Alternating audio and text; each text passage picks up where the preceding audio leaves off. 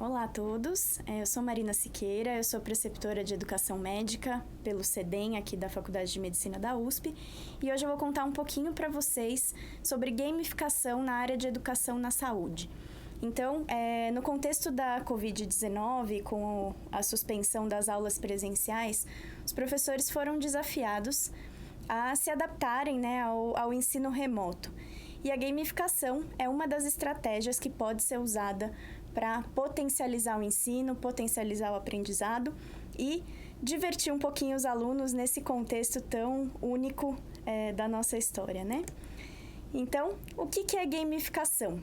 Os que ainda não ouviram falar dela podem usar essa definição, né? Então, gamificação pode ser definida como a arte de aproveitar toda a diversão que os jogos oferecem e todos os elementos envolventes, ou seja, aquilo que vicia nos jogos, né? Então, quem joga no celular ou quem joga videogame sabe bem que a gente fica muito engajado naquele processo, né? Naquele jogo, na passagem de níveis, enfim. Então, a gente pode aproveitar esses elementos para o ensino, né, na área da saúde e em outras áreas também.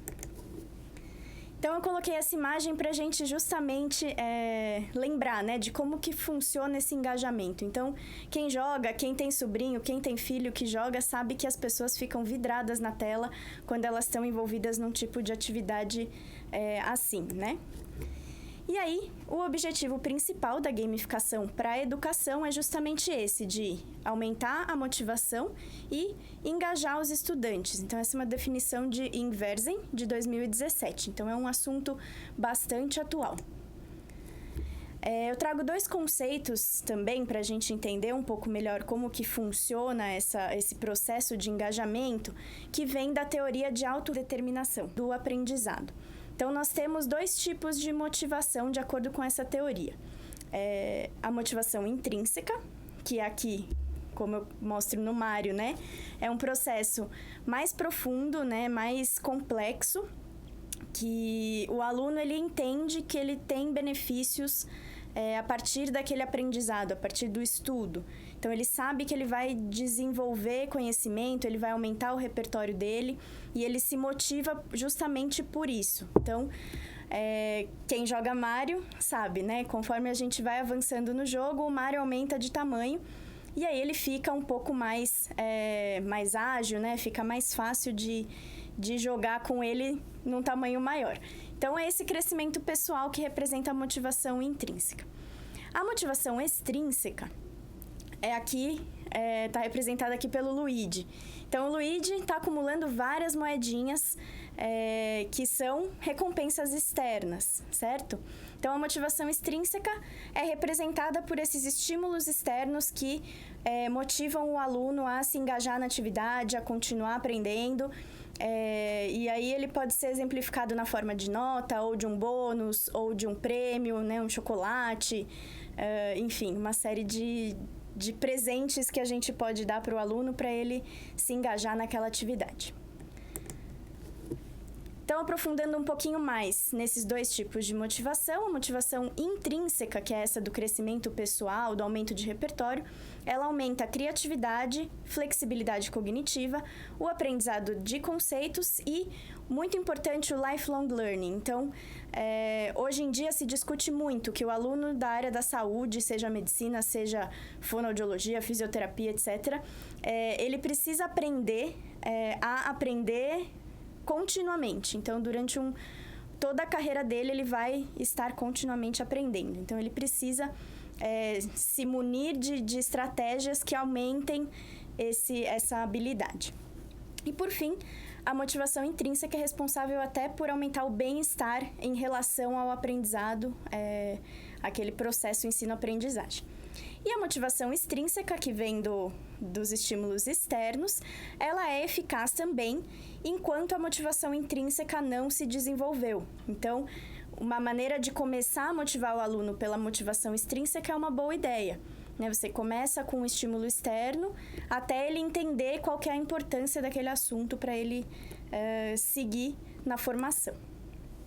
E quais são os elementos, então, do game design? Como que a gente faz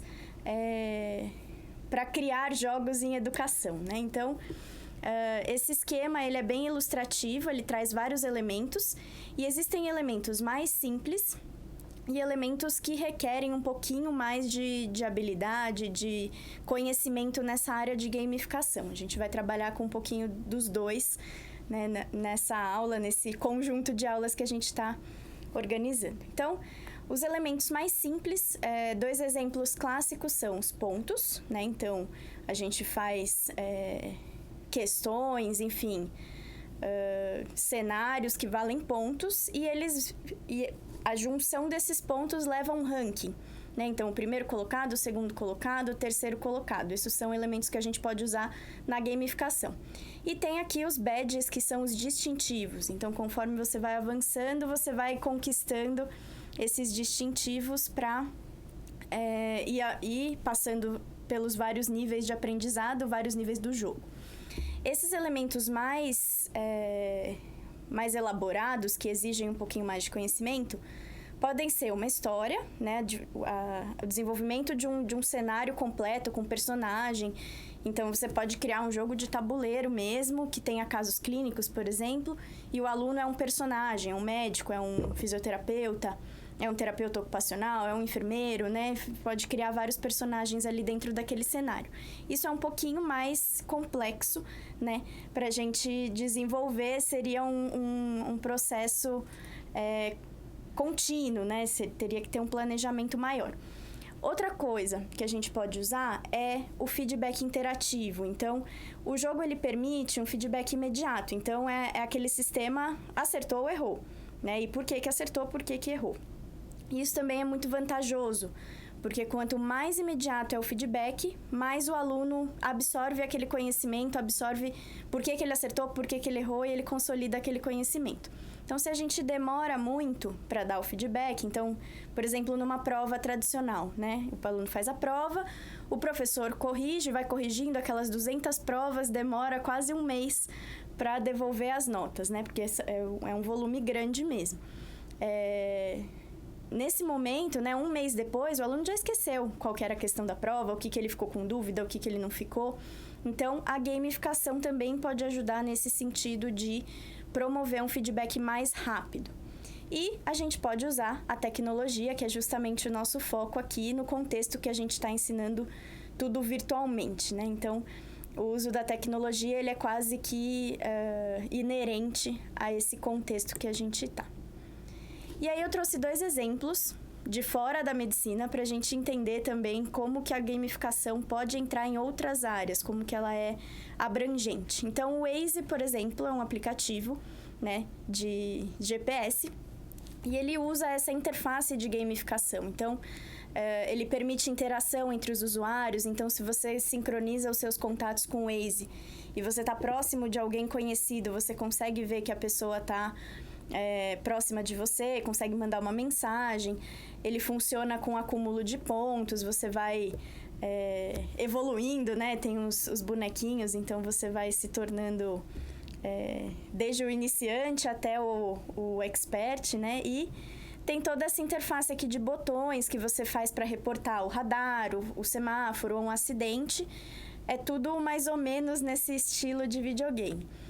E um outro exemplo é o Duolingo, que é um aplicativo muito famoso de aprendizado de línguas. E ele também se utiliza da gamificação para engajar os usuários. Então, você constrói um avatar, que é o seu bonequinho, né, que parece com você. Então, isso já ajuda na vinculação.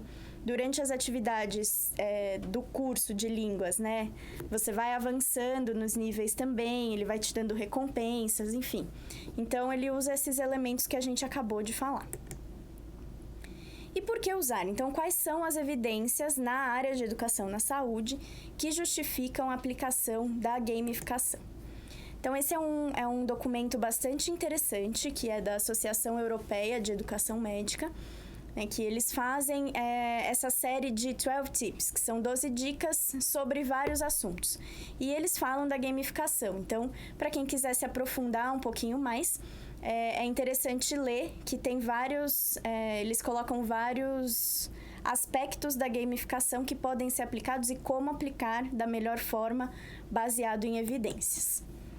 E já puxando o gancho para a segunda parte da aula, que vai ser uma oficina de Kahoot, que é uma das plataformas possíveis para gamificação, esse grupo fez um estudo justamente com o Kahoot, como um método de avaliação para a educação médica.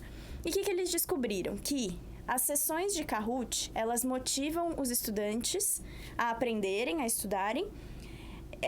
Elas ajudam eles a selecionarem os assuntos mais importantes, ajuda a discriminar, né, o que eles precisam estudar mais, o que eles precisam estudar menos, e aumenta a autoconsciência sobre o próprio aprendizado do aluno. Então, ele entende melhor o que ele aprendeu, o que ele precisa estudar, o que deu certo, o que não deu certo, o que ele precisa tirar dúvidas.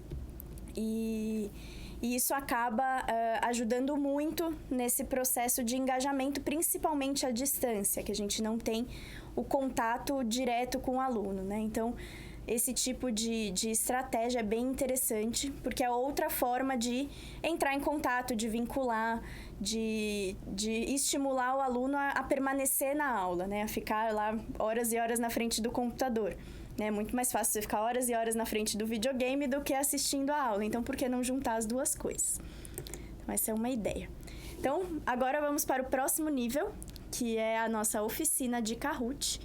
Queria agradecer a atenção de todos e até já!